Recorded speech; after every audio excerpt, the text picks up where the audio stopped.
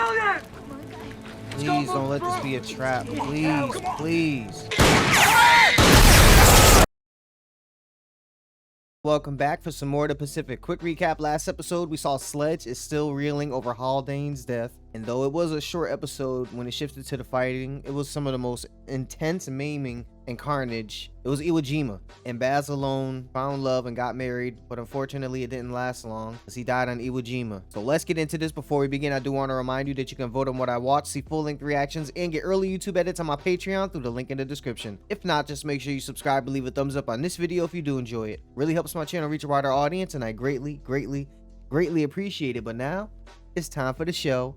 Let's go. Okinawa had the highest number of casualties in all the campaigns of the Pacific. Hundreds of thousands of Okinawan civilians were wounded or killed. That's fucking crazy, man. These were people's homes.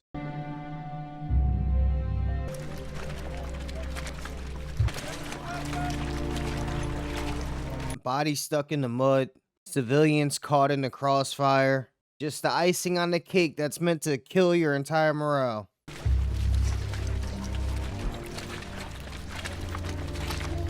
Look like Japs. Shut the fuck up, Cassie.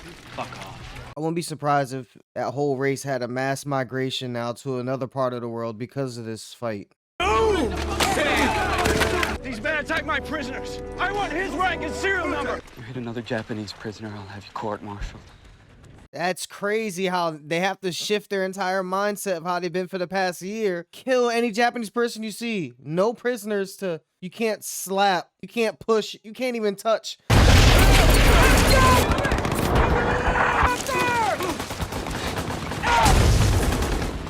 Oh my God. Put a small hole at the bottom. Helps with the drainage. Don't know why you bothered. They'll be dead in 2 days. Don't want to know their names. My name's Ham. Just like the soldier from Band of Brothers who said that he didn't learn anyone's names because they were just gonna die anyway. Holy hell. Oh! Jesus Christ! How come the Japs are buried and our guys aren't?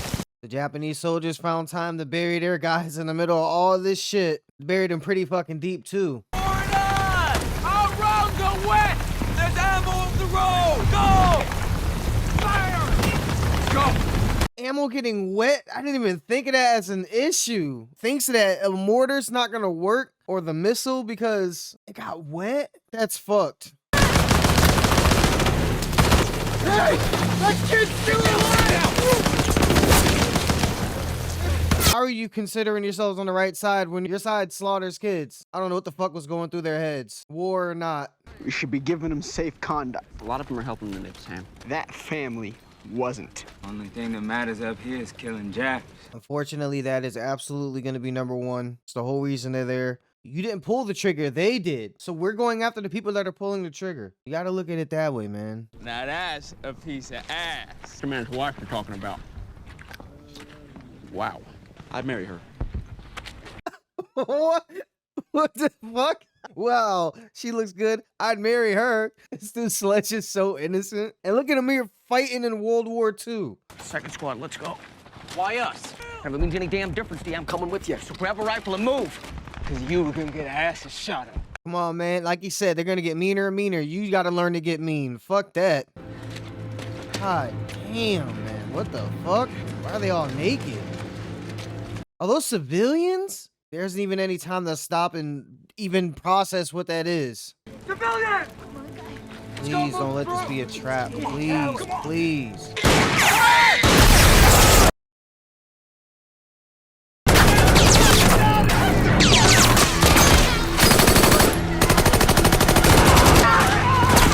I knew it was a fucking trap, man. And these people probably didn't even have a choice to have that bomb strapped to them. Like, why would she willingly do that with a baby? Short round! Our own fuckers are shelling us. They have us targeted! Look at Sarge. Sarge. Look at that. I'm calling him Sarge instead of Sledge. Directing the guys where to go.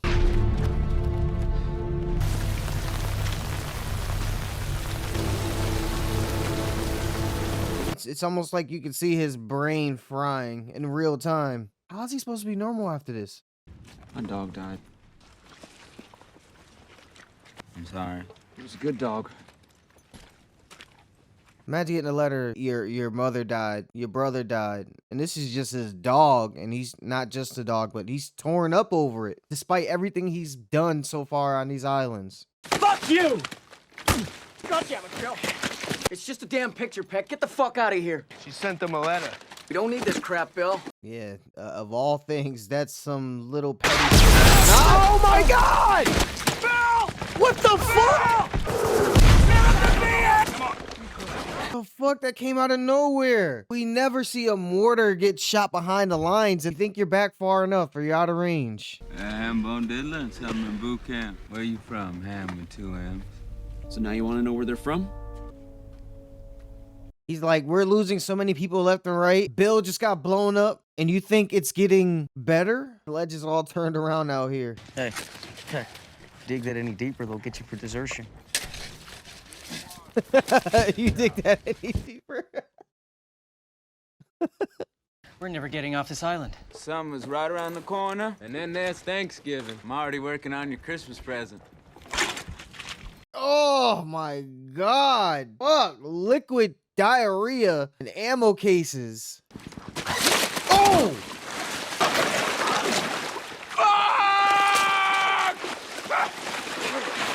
Damn, he slid down a fucking muddy slope into a maggot carcassy body. Back into that ridge. Cutner saw Japs move His into the face. hut to the He's done with this shit. He's completely done. Wait. They don't have anything automatic. These are probably way more accurate though. We were all sent here to kill Japs, weren't we? What the hell difference does it make what weapon we use? I'd use my goddamn hands if I had to.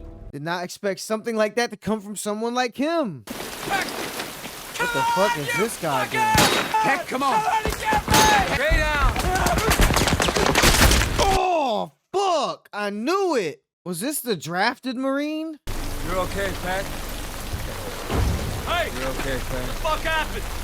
Ham's dead. That was him? The dude went out of his way to make sure they knew his name and where he was from, and what always happens, happened. No prisoners.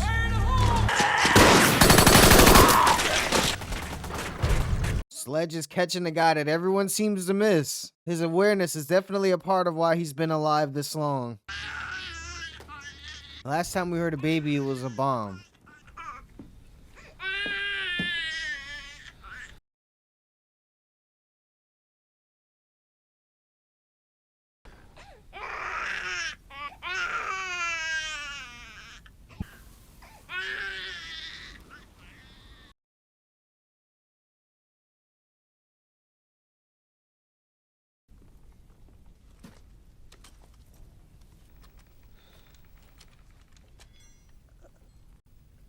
Just put her out of her misery, man.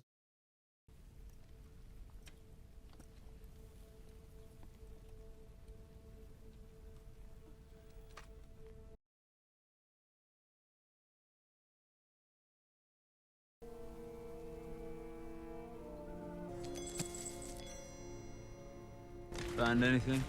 No.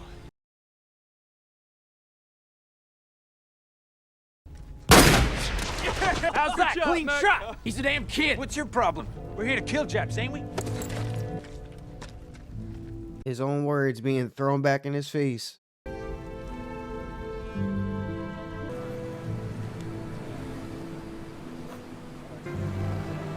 Okay, so they're done fighting. Saw the combat over a hash line. In the book, thank God. Enough with the sunbathing. Let's go. Move out. Dropped some kind of new bomb on the Jap mainland. Vaporized an entire city in the blink of an eye. Oh, the atomic bombs. Imagine back then in this time, you did all the fighting, you're waiting, you haven't fought in a long time, you think maybe it's towards the end, then someone says, oh, we dropped a bomb that vaporized, I don't know how many people died, I'm assuming tens of thousands, in the blink of an eye, and now the war is over, because they gave up. Imagine hearing that back then.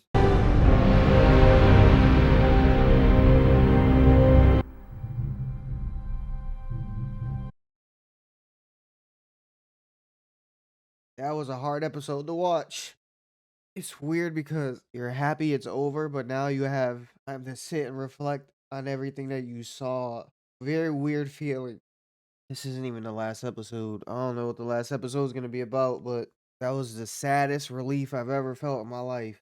That, ladies and gentlemen, was the Pacific episode 9. Each episode in the beginning, they say it's worse than we expected. It's worse than what we experienced. And you're thinking, damn, there's no way it can top how bad it's already been, but I will just take their word for it. And then in this episode, it was like, okay, yeah, this was definitely the worst. I mean, civilians thrown in there. We haven't really seen kids at all this entire show, and they piled it on. It's motivation, which sucks because you're gonna fight that much harder knowing there's children at stake in a relatively close proximity. One side is killing civilians, close to being countrymen, with just how close their islands are to each other, their homelands. They have no problem wiping them out or using them as traps. I've never heard anything of American soldiers using civilians as traps. These were the same kind of guys who would kamikaze planes into ships. Okinawa was a different monster. I can't even say if it was the worst. It was just a different, I mean, shredded carcasses were everywhere. Limbs, heads, you know, that was on every island. Getting shelled by your own people, unintentionally, of course. It's hell everywhere. It's just a different hell. And it's just gonna seem worse because this is being tacked on to what you already have. Sledge is ice fucking cold now. You can tell in his demeanor, his speech, when he said, we're killing Japs anyway, what does it matter what weapon we're using? And then that was thrown back at him at the end of the episode when the guy said it to him and he realized how cold that actually was. That guy's in the moment just like you are. He's just trying to get through it. And it does come off as aggressive and heartless, but look where they're at. Look what they're doing. We can talk about all that when we're home. Basalone's gone. Lecky's gone. It is the Sledge show. Maybe we might get back to Lecky in the final episode when he's back in the States. I don't know where. There's one more episode left. I don't know what they're going to do with it. Maybe it'll be like a We Stand Together with Band of Brothers. I would love to see something like that. Second to last scene where they picked up the baby and it was clearly a mortar came through. There's no way of knowing whose it was, like whether it was ours or theirs. That was heavy. That was a lot. That was sadder than anything that's been in Band of Brothers. Crushing. Also because of the woman begging him to just please kill me. And even he couldn't do that. He's like, no, I'm just going to hold you until you pass. I don't know, little interactions like that you go through, something like war, that's what makes people realize war should not be a thing. We shouldn't have to adapt to this. Innocents are getting slaughtered. That's what makes you reflective and introspective when war is over. And even in that moment, you realize where you truly are, what's truly happening. Stuff like that definitely, it grips your humanity though. It keeps you there. It keeps you grounded. I don't know if that was just for the show or Sledge wrote that actual encounter in his memoir. That was a life-changing 5 minutes for Sledge. For any Marine, it would be.